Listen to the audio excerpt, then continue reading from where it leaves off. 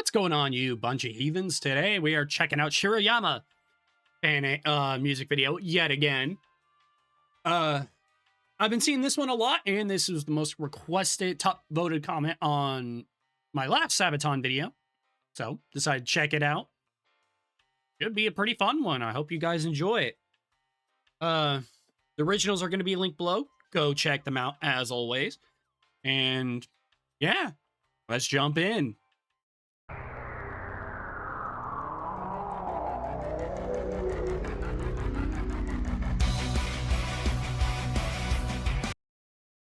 No, I like to pause it very early on in the songs. I like that intro. That cool, like, synth in the background is really nice.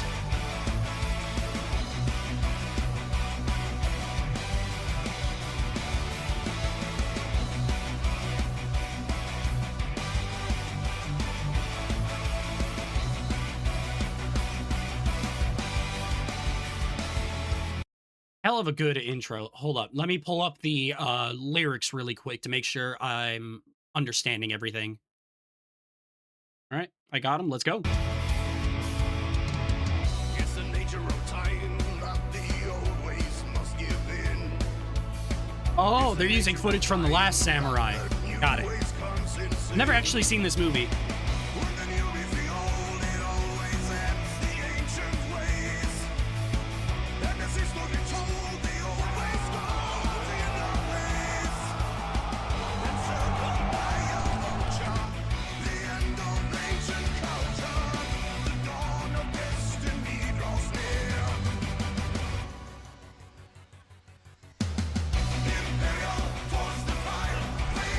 I would assume History Buffs has a video on this because, what was it? The History of Everything podcast was the Kui, I want to say. He, I believe, talked about this, and he said, if I'm not mistaken, the samurai weren't against using guns. They were actually pretty big proponents of using them once they got their hands on them. Which is, I believe, one thing this movie got wrong.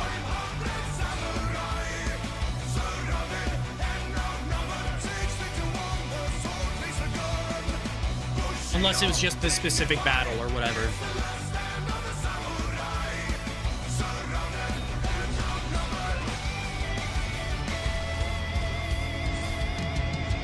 As a new age begins, the way of the warrior comes to an end. As a new age begins, the way so bold must apprehend. I'm getting major, what would you call it? Like,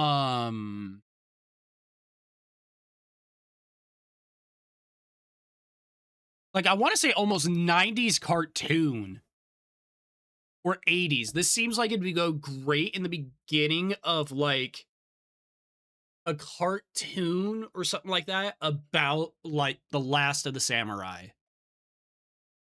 And I love that for them. It's the nature of time that they always must give in.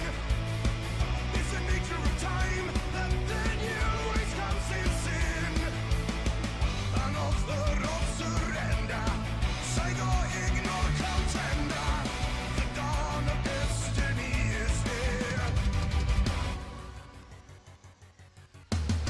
Imperial force the fire, blazing 500 samurai.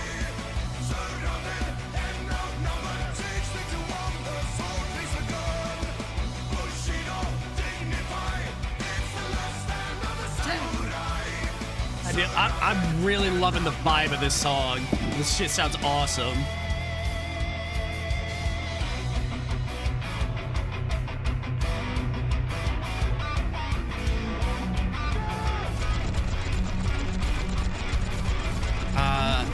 Little Gatling.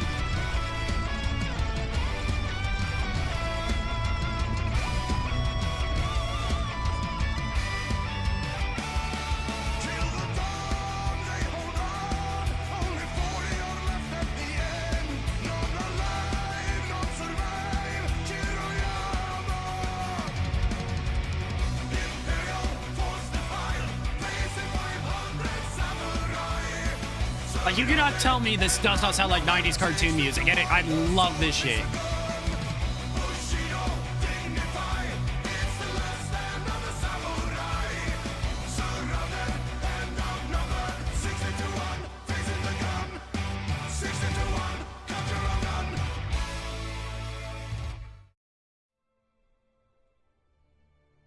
God damn.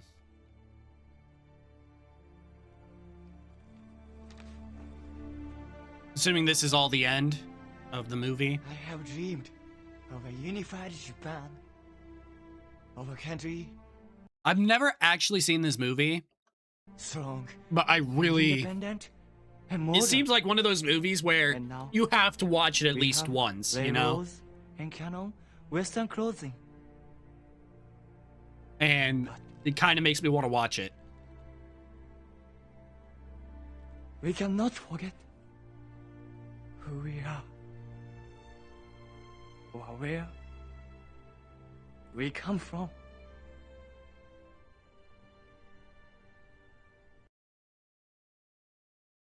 I mean, great fucking song. Movie, I'm not sure whether or not it's good. I know my brother used to like it, I think. I'm not positive, though. Either way, great fucking song, as always. Let's jump into the history of it. I'm Indy Nidell. And I'm Joachim from Sabaton, and this is Sabaton History.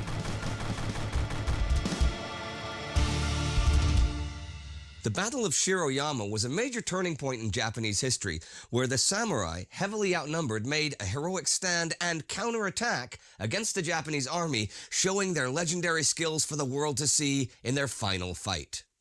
And our song Shiroyama is not only about that battle, but also a tribute to the ancient code of honor Bushido.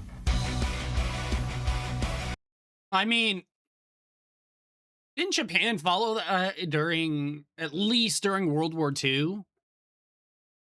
And that was why they, like, refused to be taken prisoner. They're very big on the Bushido code, or is it like a warped view of the Bushido code? Now, in a minute, he's going to tell you a bit about the song, but first, I'm going to tell you the history. Hell yeah.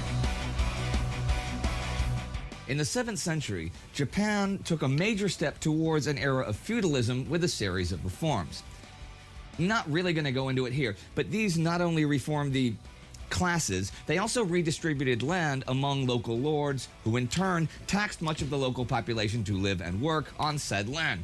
Over the centuries, those feudal lords eventually became rich and powerful, though that was not the reform plan, and the emperors became more or less figureheads. To defend their position and their wealth, the lords depended upon skilled warriors who called them... Yep, like I said. Well, not like I said. I know I've said it before, because that was not the plan, them getting super powerful and all that, but, I mean, humans are greedy fucking creatures. It's not a surprise. themselves bushi. We call them samurai. The lords built their power bases with their own private armies, and early medieval Japan saw clans and families rise and fall as they fought for power. A new era began in the late 12th century when a clan leader named Yoritomo seized power and proclaimed himself shogun, and this elevated the importance of the bushi to a higher level. As the military arm of Japan, a new warrior caste was officially born. The era of the samurai would last for hundreds of years, and you can look up all the ups and downs of the power of the shoguns versus the regional warlords, the daimyo, for yourselves. The samurai were not simply armed thugs that there's quite a pushed few around the videos. locals, not for the most part anyhow. They usually bound their lives to a code of honor and merit. One such set of rules to live by, next to the Book of Five Rings and the Hagakure, was the Bushido. The Bushido speaks of a code of morality and principles that every honorable samurai must follow to be respected and valued in Japanese society. Central themes, next to the mastery of martial arts, are honesty, dignity, and loyalty to their master. It's the nature of time that the old ways must give in. It's the nature of time that the new ways comes in sin. Well into the 19th century, the samurai class, within the rigid Japanese class system, remained powerful and enjoyed the privileges given them by the daimyo. But as the 19th century progressed, the shogunate was challenged by new ideas and social reforms and was finally toppled by the imperial Meiji Restoration in 1868. Mutsuhito, Yeah, I don't even remember what the game was. I wish I could remember what it was, but there is a game that featured around this era in time that I know I've watched Stikui play a bunch of, and also a couple other like challenge RTS YouTubers who were like, oh, we'll only use peasants, like Spiffing Brit maybe. But basically, you can either choose to side with the emperor, side against him, do your own thing. Like, there's a couple videos on a game. I forget what it was called, but it really cool, really cool. And I love watching Stikui because he'll talk about history while doing it. And Stikui, a cool thing about him is I got my nephews into it when they came to visit. His alternate history Hearts of Iron 4 videos. Also do what if Czechoslovakia didn't fall or something like that, and he'll make it as realistic as possible, like, oh, maybe so-and-so actually helped, stuff like that. Really interesting to watch if you're into that sort of thing. the Meiji Emperor, aimed to revolutionize Japan by adopting Western ideals. He pushed democratic reforms and established a constitutional monarchy. This broke the feudal structure and sabotaged the existence of the samurai. By abandoning the old The caste samurai system, not happy about and that. Caste isn't really the right word, but class isn't really either. Anyhow, hundreds of thousands of I know samurai, what you mean, some though. sources say up to 2 million, were suddenly out of a job. And worse for them, they were now socially equal to the common man, as the law now made all men commoners. This turned the whole social hierarchy upside down. Japan was by then under increasing pressure from the Western colonial powers. European and American ships were already probing the Far East to exploit potential weaknesses. And Japan had to shed its old skin and enter the modern era or fall behind, opening the country to modern technology and ideas. Because if I'm actually, if I'm not mistaken, it was I want to say the US. We kind of, like, they wanted to stay secular and, like, not do trade with anyone. They wanted to stay isolated. But I want to say it was the US that more or less forced them to open up their borders to By trade. any standard, Meiji saved Japan from the fate of the continental Southeast Asian states that ended up either colonized or torn apart like China. His main foreign policy achievement was to strengthen Japan to the point that they could resist the unequal treaties. The reforms he carried out on the home front contributed to this smart as fuck to do. substantially. The emperor's new conscript army, for example, would rely on mass firepower instead of individual skill with the sword, and it would answer only to the central government, with no allegiances to local lords. There were many powerful clan leaders that supported the emperor, as it was their traditional duty.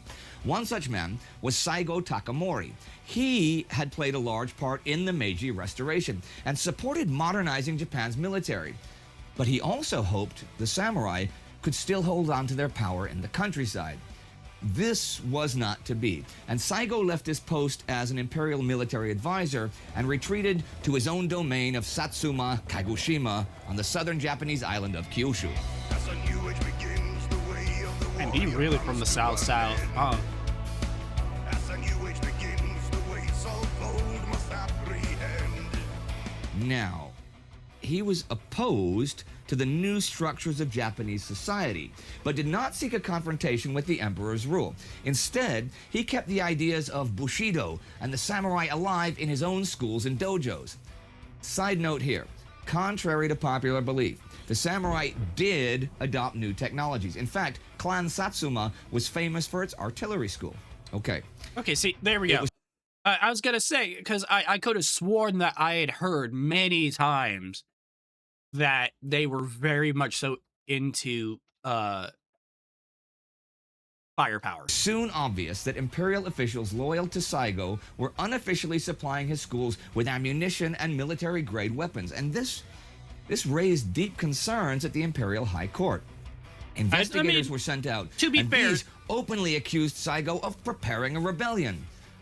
Okay, you went in a bit confrontational, but I understand where the fuck you're coming from. Like, hey, I got people sending you military grade shit, supplying you all this shit, making me nervous, but, I mean, you went in a little heavy-handed there. This was an insult to Saigo's students, and some of them committed local acts of violence against government officials. By 1877, this spiraled into open war between the samurai forces of Satsuma and the Imperial Japanese Army. And it got even worse. Saigo gathered warriors and students loyal to him and marched out of Kagoshima in early February to meet the approaching Imperial Army in the field. But he made a strategic mistake that doomed the rebellion from the start. He wanted to first take Kumamoto Castle, one of the strongest castles in all of Japan, north of his realm of influence. He thought it would surrender to him without a fight, but the officers of the castle remained loyal to the emperor. As he laid siege to the castle in winter conditions, the Imperial Army arrived. Both sides were initially around 10,000 troops each, and for 2 months the battles raged, mostly in close combat with swords and bayonets, and the losses were in the thousands. But the Imperial Army, under General Aritomo Yamagata, an old colleague and friend of Saigo, could easily replace conscripts by the hundreds, while samurai warriors, who had trained their whole lives with their weapons, could not do so at all. Despite their far greater skill on an individual level, the rebels were forced to retreat. Still, it was a fighting retreat, and the remaining samurai waged a relentless guerrilla war, but they could not run forever. By September, it was only Saigo and 400 of his samurai who managed to slip through the imperial lines and make their way back to their capital of Satsuma, taking refuge on the heights of Hill Shiroyama. It did not take long for the Imperials to catch up, and General Yamagata was determined to finally capture Saigo and crush the rebellion once and for all. He ordered his men, some 30,000 strong by this point, to lay siege to the heights. They surrounded Shiroyama with a complex system of earthworks, trenches, and barricades. Yamagata sent out an envoy with a letter demanding Saigo's unconditional surrender. That letter shows the deep affection and respect the Imperial General held for his friend, and you can read the letter in the description. Saigo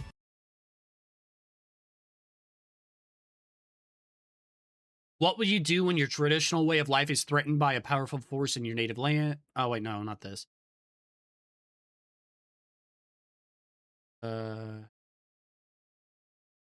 As a leader of young, vigorous men in the nation and resisting a great and famous army through many fierce battles, your fame is already well enough known to the world. But now most of your brave generals are dead or injured, and your military power is daily growing weaker. It is already clear that as your last Satsuma army is unable to keep its spirit. I don't know what further things you can hope to achieve except a hopeless defensive battle. You, Saigo, rather than lengthening the rest of your days a little, prefer to cause hundreds and thousands of dead and wounded from both armies. There is nothing that I, Aritomo, can say to you. I beg you to judge for yourself as you hold matters in the palm of your hand, and that you will save both armies from death and injury.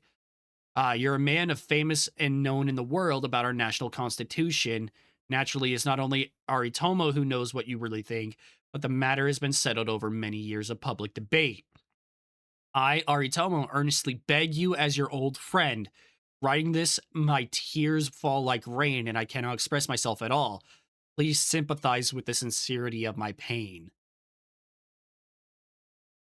He's just, dude, please. He's begging his old friend. Please surrender. Do not drag this out. It's already over. You're just going to drag this out to more and more unnecessary deaths. true to the nature of Bushido, could not accept surrender and denied Yamagata's request. See, for the samurai, surrendering was the most shameful thing they could do. A warrior was not just remembered by how he lived, fought, and served. He was also judged by the way he met his end. Death, even in defeat, could be the most honorable and glorious act of a samurai's life. And after all, death is inevitable, but giving up or losing heart in the face of defeat is not, and is unacceptable.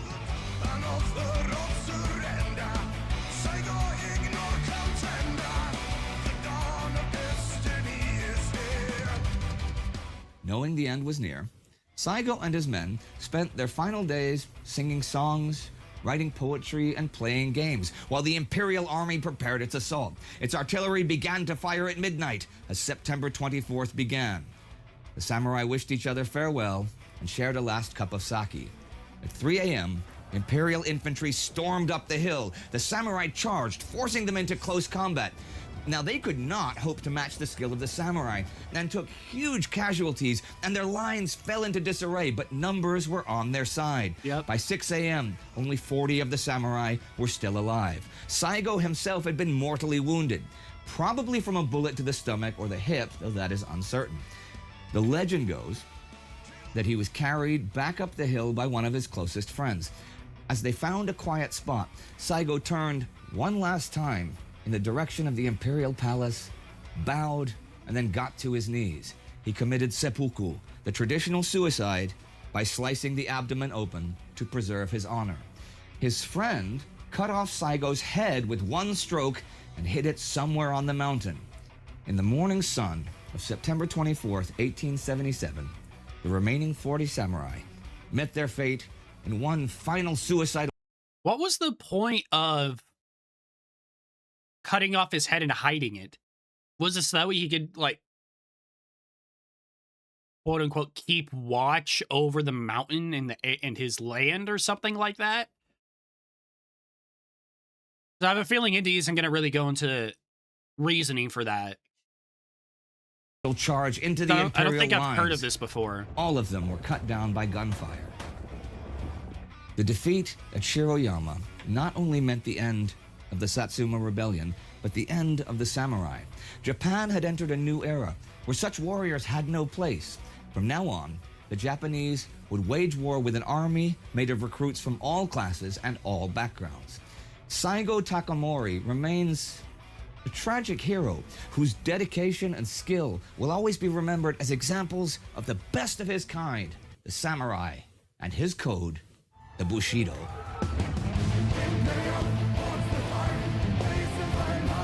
Samurai.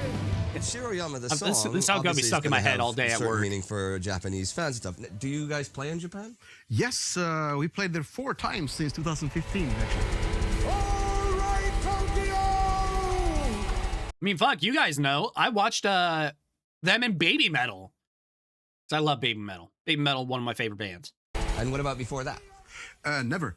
Really? They don't have Yeah, time? Okay. we never had the timing. We always wanted to go, but it just never happened. But the song Shiroyama, that What's was cool is Japan, from everyone like, especially rock, like, yeah, you hear about pop and rap stars who go there, and it's like, yeah, they like them, whatever. But rock fans in Japan are like a different breed compared to anyone else. A lot of it's from what I've heard, like, they are a different breed there when it comes to like rock and metal fans. It's sort of an unexpected, like, big crowd pleaser for you guys, right? Yeah, I was really happy because I really liked the song. It's got this kind of 80s movie theme, vibe to it. See, thank you. Not only the Japanese, but fans from all over the world took it sort of to their hearts. So even while we were on the Last Stand tour, which Shiroyama is from, it actually made its way to the encores at the end because it was so popular. And that is... Really? Not being a single? Yeah, And not still being a single. But that's what people want. And from the new album, Yeah. So thank you for that, fans. That was... I mean, it's a what great would- what fucking would an song. encore It's a be, nice fucking on the Last high. Stand tour? How many, 2 or 3? I mean, it's high. I mean, it's a high energy, nice song. It's not. Personally, it's not that surprising to me that it did super well. 3 songs. What do you guys do as an encore? On the last run of this tour, we did usually Primo Victoria as the first one, could be. And Another then great into song. Shiroyama, and then finishing up with To Hell and Back. To Hell and Back. Yeah. That's fantastic. See, now To Hell and Back, another song that y'all have been recommending and wanting me to check out as well. you guys learned something that you did not know about Sabaton. Although some of you probably did know that. Yes. So- Everyone who went to the concerts, actually. Yeah, everyone's like, I went. Okay, sorry. All right. Well, once again, Shiroyama is on the Last Stand album. And that's all for today. But we will see you next time and every time on Sabaton History.